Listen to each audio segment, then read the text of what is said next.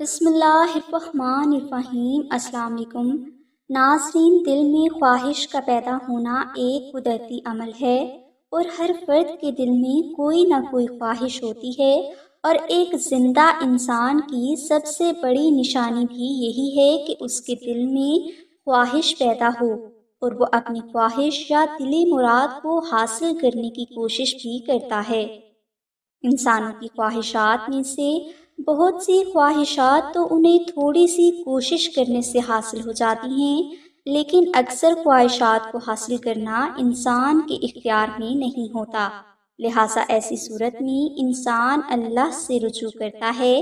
اسی وجہ سے اسلام نے ہمیں اللہ کی بارگاہ میں دعا کرنے کا حکم صادر فرمایا ہے، لیکن شرط یہ ہے کہ ہماری خواہشات اسلامی احکامات کی نفی نہ کریں، تو ہمیں دعا کے ذریعے ہماری خواہش حاصل ہو سکتی ہے۔ لہٰذا اگر کوئی بھائی یا بہن اپنی دلی مراد حاصل کرنا چاہتے ہیں تو ان کے لیے آسان ترین وظیفہ یا ذوالجلال والاکرام کا ہے۔ لہٰذا آپ جمعہ کے دن عشاء کی نماز ادا کرنے کے بعد اول و آخر 10 مرتبہ درود پاک پڑھ کریں، اور درمیان میں آپ 1100 مرتبہ یا ذوالجلال والاکرام ورد کریں۔